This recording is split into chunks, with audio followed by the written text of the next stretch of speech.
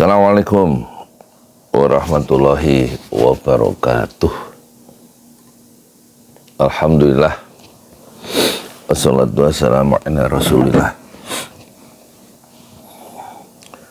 Saya mau ngomentari pidato Surya Paloh di penutupan Kongres ketiga Nasdem. Ini saya belum lihat ya. Yang nonton sudah 6 jam yang lalu 7.066 viewers. Saya baru bangun ini. Sekarang jam 2. Jam 3 lewat 14 malam ya. Hari ngapa ini Rebu ya. Tanggal 28 Agustus. Besok insya Allah tanggal 29 Agustus saya berusia 63 tahun ya. Dan tadi saya bangun jam 2 lewat 52. Ya kita mulai ya. Ya penonton jangan lupa ya. Hidup itu sedetik ya. Kalau kata pujangga dari Inggris yaitu William Shakespeare, itu dia bilang life is short, hidup itu singkat. Waktu yang sudah berlalu itu tidak akan pernah kembali. Ya kan? Penutupan Nasdem berarti semalam sudah berlalu dan tidak kembali lagi. Hanya tinggal komentar-komentar yang tersisa nanti di media massa. Gunakan waktu ya untuk hal-hal yang bermanfaat. Khairun nas anfa'uhum linnas. Sebaik-baik manusia kata Rasulullah adalah yang paling banyak manfaatnya untuk orang lain.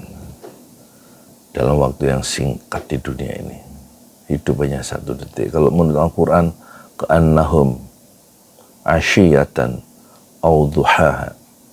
Hidup itu begitu singkatnya dibanding akhirat. Seperti hidup di dunia itu seperti sepotong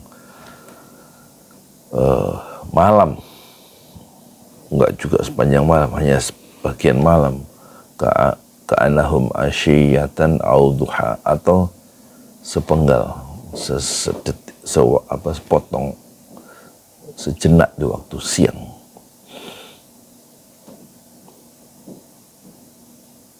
Sementara kompor lagi nyala ya, kita masak bubur ayam 2 liter untuk jualan hari ini.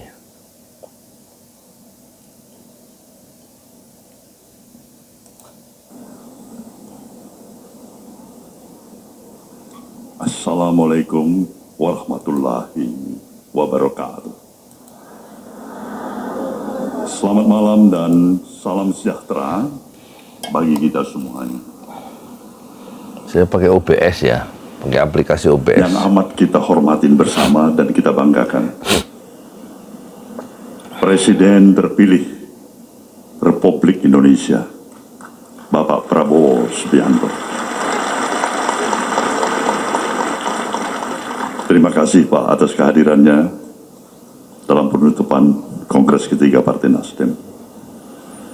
Pakai biru dia, seperti para tokoh-tokoh masyarakat warna dari yang memang bersedia memenuhi undangan Nasdem ya. menghadiri acara pada malam hari ini yang tidak dapat saya sebutkan satu persatu. Majelis Tinggi Partai Nasdem, Dewan Pertimbangan, Dewan Pakar, Mahkamah Partai, ngomong apa aja sih poin-poinnya? seluruh peserta Kongres ketiga Partai Nasdem. Kongresnya di mana ini? Kawan-kawan khusus dari keluarga besar Gerindra yang begitu intens terus-menerus dalam tahapan konsolidasi bersama dengan Nasdem. Terima kasih. Fadlizon Hadirin dan Muzani. hadirat yang saya muliakan. Sungguhlah Saya amat bersukacita, berbesar hati selaku Ketua Umum Partai Nasdem, seraya memanjatkan puji dan syukur kehadiran Tuhan Yang Maha Esa, Sang Maha Pencipta. Tapi dia meninggalkan Anies Baswedan ya, nggak jadi nyalonkan Anies Nasdem. Seluruh keluarga Partai Nasdem Disandera dengan kasusnya. Pikiran, perasaan yang sama. Kongres ketiga ini telah berlangsung cukup baik. Dan saya berterima kasih atas kepercayaan yang masih diberikan oleh para peserta kongres agar saya bisa menjabat kembali menjadi ketua umum partai ini. Kepilih lagi.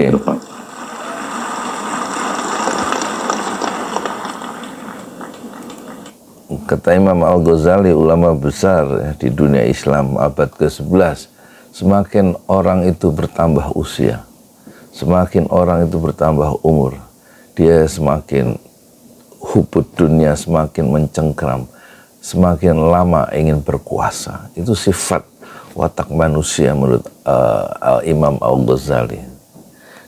Dia semakin ingin berkuasa, semakin umur itu bertambah. Di dalam kitab Ihya Ulumuddin. Tetapi suasana kebatinan yang saya rasakan, dirasakan oleh keluarga besar partai ini, adalah suasana kebatinan yang penuh Cek dulu kompor bubur saya. Semangat baru agar institusi partai politik yang bernama Nasdem ini bisa tetap mempunyai peran dan eksistensinya yang lebih baik lagi dengan selesainya pemilihan umum yang telah kita lalui bersama. Secara lebih khusus, setelah partai ini mendeklarasikan positioningnya sebagai bahagian partai yang berada di dalam pemerintah. Itu memang DNA Golkar kan gitu. Harapan ini Surya Paloh kan mulai dengan Golkar tadinya. Hasil yang kita mulai pada malam hari ini. Positioningnya adalah bagian Karena dari kita pemerintahan. mendapatkan kehormatan seorang sahabat yang menjadi andalan, obsesi dan pikiran-pikiran besar Nasdem, yang telah menjadi presiden terpilih, yang insya Allah pada tanggal 20 Oktober yang akan datang dilantik menjadi presiden di Republik ini, ada di tengah-tengah kita pada malam hari ini. Saya harapkan berikan aplaus, tepuk tangan yang semeriah-meriahnya kepada Prabowo Subianto.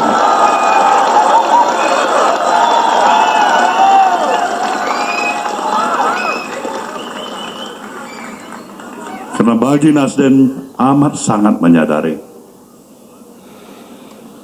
sebuah progres perjalanan. Jadi kalau hanya applause, hanya upacara seremoni seperti ini, itu tidak terlalu penting ya dalam kehidupan bangsa kita. Yang penting itu dengan kekuasaan yang di tangan itu bagaimana rakyat itu diangkat ya. Taraf hidupnya menjadi mudah mencari pekerjaan, mudah mendapatkan pendidikan ya, mudah dalam kehidupannya. Itu bagaimana aturan-aturan kebijakan politik itu dibuat oleh presiden baru, oleh partai-partai yang mendukung pemerintah untuk kepentingan rakyat yang tidak hanya secara jargonistik, sloganistik, tapi betul-betul real. Bagaimana kesusahan rakyat itu bisa hilang karena keputusan-keputusan politik. Dan itu harus berpihak, ya, berorientasi, hati yang terikat kepada rakyat, dan itu tidak mudah. Ucapan-ucapan membela rakyat itu tidak mudah diterapkan dalam keputusan politik kalau hati sang pemimpin itu tidak bersama rakyat, tidak untuk membela orang-orang yang lemah. Maju mundurnya negeri ini dengan harapan percepatan pembangunan yang terus-menerus bisa kita lakukan secara berkesinambungan, itu amat ditentukan oleh bagaimana kemampuan kita menyatu padukan seluruh kekuatan dan elemen yang bersatu, mempunyai harapan dan cita-cita yang sama mempunyai perasaan hati, empati hati, dan yang tidak kalah pentingnya, sang pemimpin, the leader, sang pemimpin.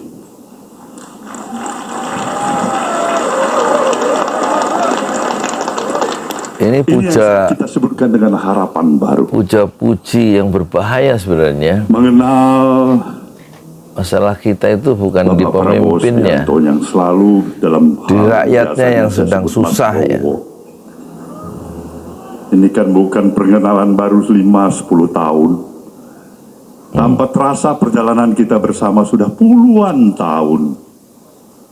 Tanpa terasa kita sudah tidak berhak lagi mengklaim diri kita sebagai orang muda. Usia yang tidak berbeda jauh. Suka duka, pikiran, dialog yang pernah kita lakukan bersama dari waktu ke waktu. Kontribusi pemikiran, perspektif yang kita coba telah mampu memberikan sesuatu yang berarti. Tentu inilah merupakan sebuah modal yang amat penting. Kita jangan lupa ya, sebagai bagian dari koalisi pemerintahan Jokowi, Surya Paloh, kalau memang Jokowi itu menarik mundur demokrasi ke belakang, itu kontribusinya ada. Ikut yang menarik mundur itu adalah Surya Paloh bersama Nasdemnya yang tidak bersikap kritis atau tidak melakukan oposisi ya terhadap pemerintahan Jokowi, karena memang positioningnya sebagaimana yang tadi dikatakan, dia bagian dari pemerintahan dan dia tidak mampu untuk memberikan arah atau pengaruh sehingga keputusan-keputusan politik Jokowi itu lebih berpihak pada kepentingan orang kecil, orang banyak, dan itu tidak terjadi kecuali justru memperkuat ya dinasti politik, dan tidak ada suara dari Surya Paloh soal dinasti politik. Bahkan Prabowo mengatakan, apa salahnya dinasti politik kalau untuk kepentingan bangsa? Ya, apa salahnya? Jadi betul-betul berbeda dengan suara dari civil society yang mengharamkan dinasti politik, yang ingin menghilangkan dinasti politik, bahwa dinasti politik tidak dikenal di dalam demokrasi, justru menutup dinasti politik itu jalan-jalan atau akses banyak orang terhadap kekuasaan, sehingga kekuasaan atau kekayaan itu beredar hanya di lingkungan mereka sendiri.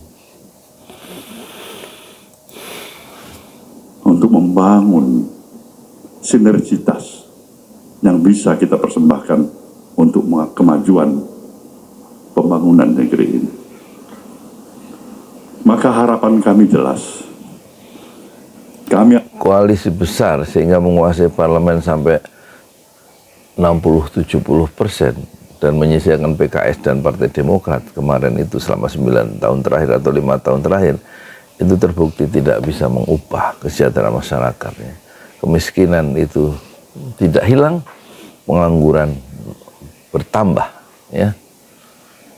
Dan partai-partai politik di bawah kendali Jokowi tidak berbuat apa-apa, termasuk tidak bisa mempengaruhi apa-apa, kecuali hanya ikut terus dalam memperkuat ya skrup-skrup kekuasaan dari pemerintahan Jokowi 5 tahun terakhir, termasuk Nasdem, termasuk Gerindra, termasuk Golkar.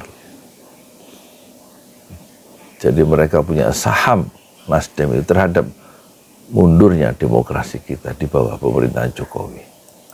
ini adalah bahagian yang berupaya seoptimal mungkin di dalam pemerintahan baru di bawah kepemimpinan Bapak Prabowo Subianto. Izinkan kami tetap dengan nawah itu, niat baik untuk memberikan upaya-upaya yang optimal, kontribusi ide dan pemikiran yang insya Allah memang diniatkan agar pemerintahan roda administratifnya bisa berjalan secara efektif dan efisien. Kemajuan demi kemajuan yang ke arah lebih baik, itulah yang merupakan harapan bagi Nasdem. Sampai menit Bapak ini Presiden tidak ada yang baru ya. Nggak usah terlalu memikirkan Nasdem ini, dia harus dapat kursi berapa, itu kata. Nah, bukan itu Bapak Prabowo. Tapi jangan pernah ragukan ketulusan hati, keikhlasan hati. Sikap dengan segala terus terang. Ucapan politisi itu harus dinilai penuh dengan kebohongan ya. Sampai dia membuktikan dalam kenyataan. Jadi jangan percaya dengan ucapan politisi. Berbicara seperti apa adanya, sepakat atau kurang sepakat, itu pasti kami akan lakukan di depan Bapak, bukan hanya di belakang Bapak. Harapan kami, jadikanlah Nasdem sahabat seperjuangan untuk membangun bangsa ini di bawah kepemimpinan Anda nanti. Insya Allah mudah-mudahan inilah sebenarnya yang menjadi harapan kita bersama. Sukses pemerintahan ini adalah sukses negeri kita. Gagalnya pemerintahan ini, gagallah negeri kita. Maka kita harus bisa bersama-sama membangun optimisme publik, optimisme seluruh komponen dan elemen publik, bahwasanya kita bisa berbuat untuk ke arah yang lebih hebat lagi untuk memajukan negeri ini apabila kita mau bekerja bersama-sama. Apa betul bisa hebat kalau bekerja Dalam hal yang bersama-sama? tidak kalah pentingnya adalah harapan Nasdem. Bagaimana dengan korupsinya? Jelas. Untuk bisa agar progres akselerasi pembangunan ini berjalan berkesinambungan tanpa halangan yang berarti.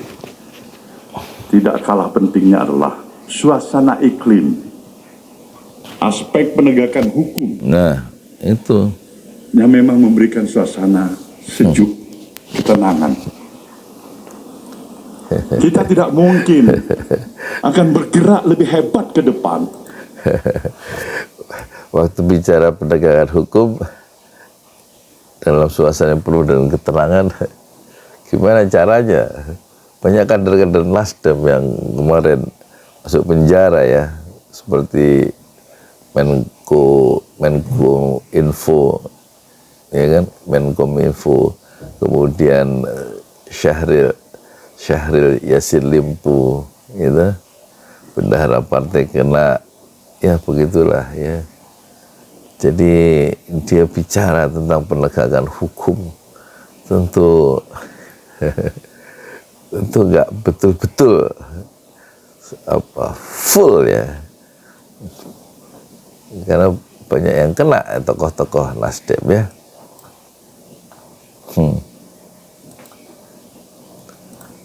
Membawa impian-impian besar, membangun optimisme.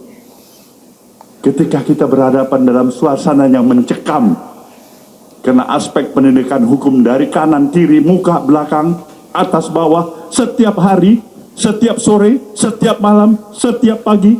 Nah, itu menurut Nasdem, kami mohon ada suasana baru yang kita bisa dapatkan di bawah. Maksudnya suasana baru apa? Penegakan hukum kalau ya tentu mencekam buat orang-orang yang bersalah kan, dan koruptor itu harus dikejar, masa dengan suasana yang penuh dengan kedamaian. OTT itu ya mencekam ya, orang yang sedang diadili atau dijadikan terdakwa atau tersangka itu mencekam suasananya karena kekeliruan fatal yang dia buat ya, dengan merusak negeri ini dengan korupsi. Dan Surya Paloh ingin ada suasana baru. Tidak jelas maksudnya bagaimana penegakan hukum tidak dalam suasana mencekam, tapi ada suasana baru yang lebih damai gitu, sejuk. Ya kalau pengen sejuk ya jangan pada nyolong dong. Gimana sih?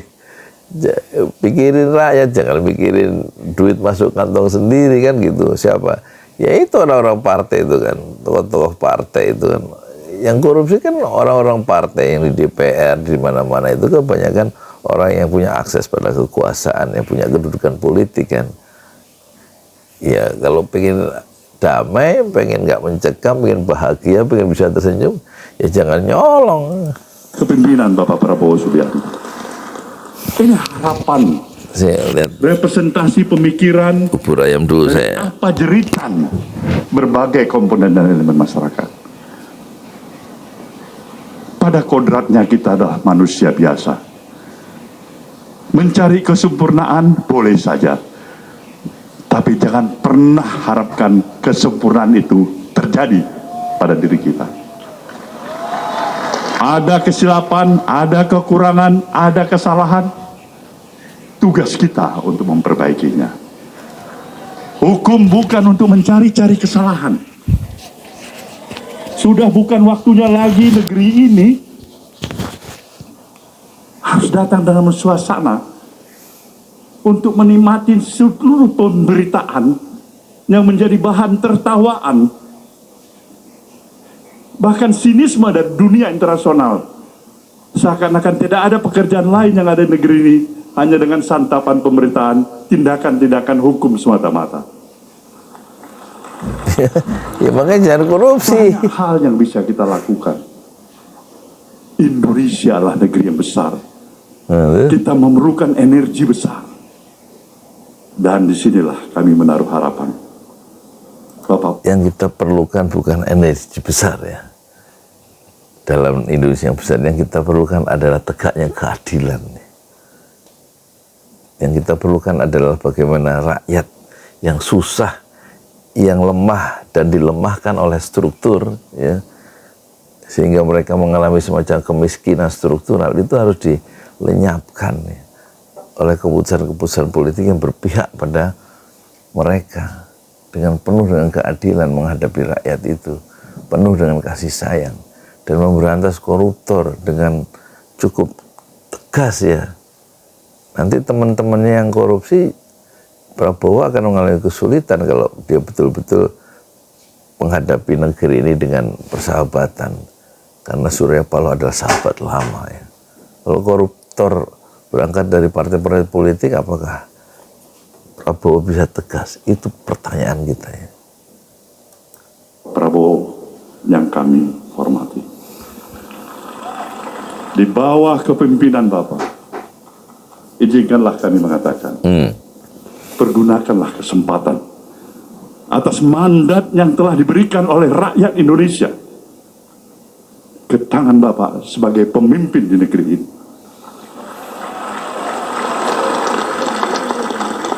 Nggak cukup sebagai pemimpin ya, tetapi pemimpin yang adil. Ya. Ada 7 kelompok. Menurut Rasulullah ada 7 kelompok yang mendapatkan perlindungan di negeri akhirat ya, di saat tidak ada perlindungan kecuali perlindungan Allah, yaitu al-imamul adil, pemimpin yang adil nomor 1 ya. Ada 7 ya. Kemudian yang kedua dan yang berikutnya, salah satunya adalah rajulun qalbuhu mu'allaqun bil masajid, orang yang hatinya lengket pada masjid-masjid, orientasi hidupnya selalu dalam penghambaan kepada Allah, dan dia tumbuh besar dalam ibadah kepada Allah. Itulah nanti dia mendapatkan perlindungan, yaitu nomor 1 dari angka 7 yang disebut oleh Rasulullah, 7 kelompok sosial yang akan mendapat perlindungan di akhirat adalah salah satu yang pertama adalah bukan hanya sekedar leader, tetapi al-imamul adil ya, pemimpin yang adil. Presiden, kepala pemerintahan, dan sekaligus juga sebagai kepala negara. Artinya Bapak adalah milik dari seluruh warga negara Republik ini. Jadi nilai keadilan nggak pernah terucap satu kata pun ya, sampai menit yang ke-12, 25 detik dari 14 menit 15 detik video ini.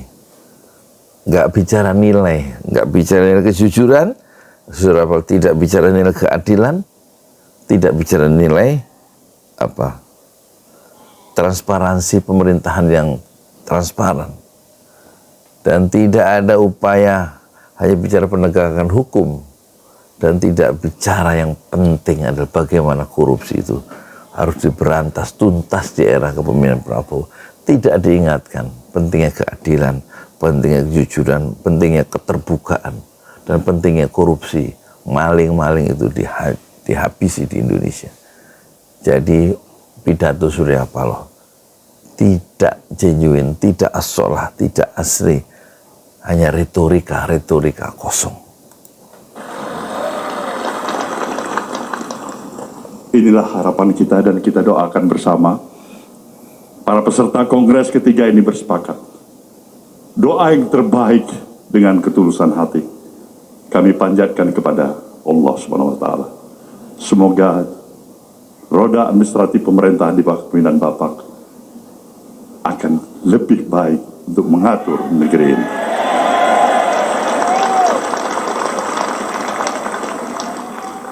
Saudara hadirin yang saya muliakan,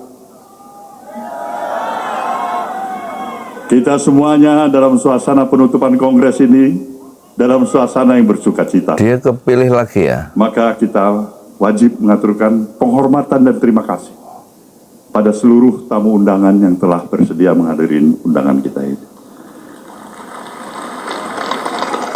Kita juga akan meminta kesediaan Presiden terpilih Republik Indonesia, Bapak Prabowo Subianto, untuk memberikan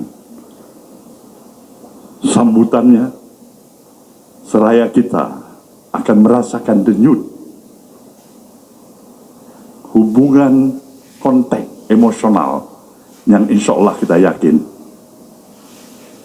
Nasdem dan Prabowo Subianto dalam satu perspektif dan kesatuan untuk membangun negeri. Semoga Tuhan Yang Maha Esa melindungi kita semuanya.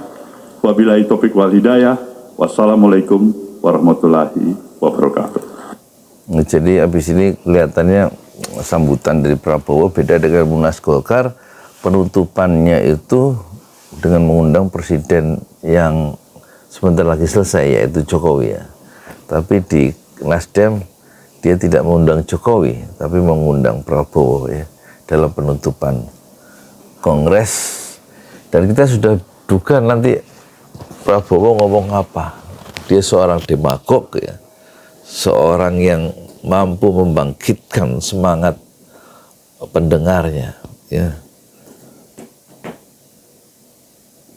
Untuk apa? Untuk mendengarkan pidato dia sampai selesai, dan kita belum begitu percaya janji-janji Prabowo karena dia juga dipertanyakan ucapan-ucapannya. Sekarang dia punya kekuasaan, dan itu ujian besar bagi Prabowo dan juga bagi Surya Paloh yang menjadi ketua umum Nasdem selama 5 tahun ke depan.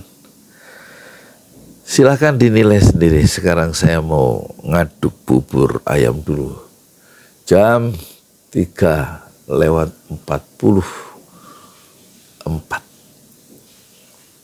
Habis itu saya sholat ya. Mungkin sholat dulu, sholat tahajud dulu ya, 2 rakaat. Assalamualaikum warahmatullahi wabarakatuh. Di jalan Allah. Ini Masjid 6 Syuhada lagi dikunjungi sama Ketua Hilmi.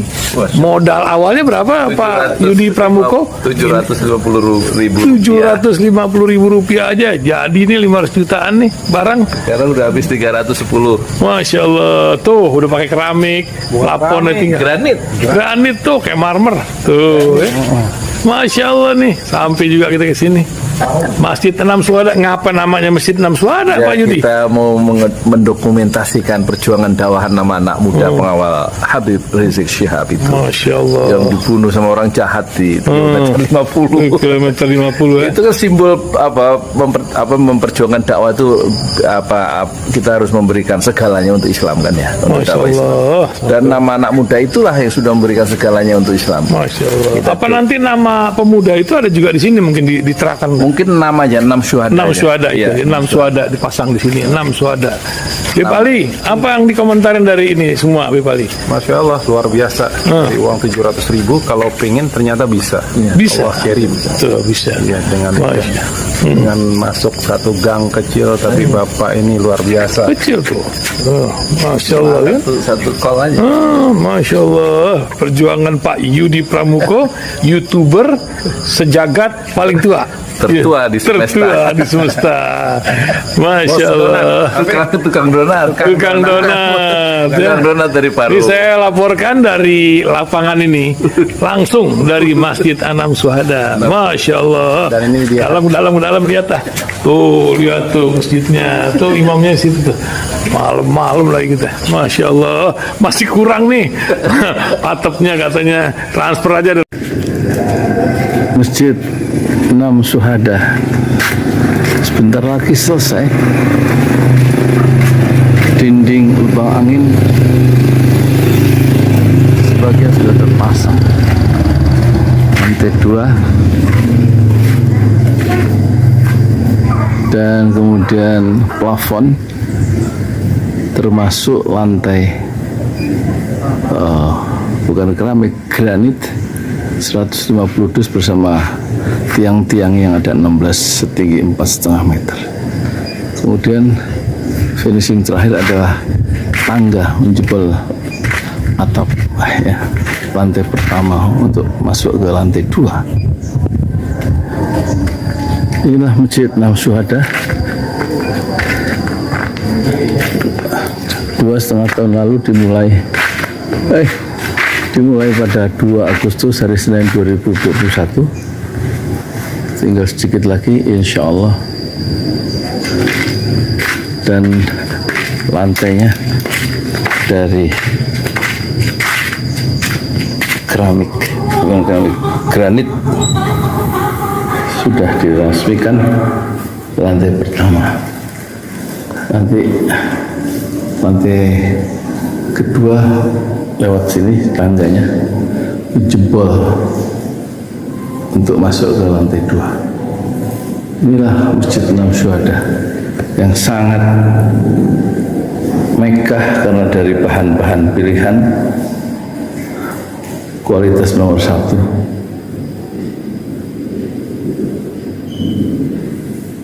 Tinggal sekitar 80 juta lagi finishing lantai atas selesai, insya Allah.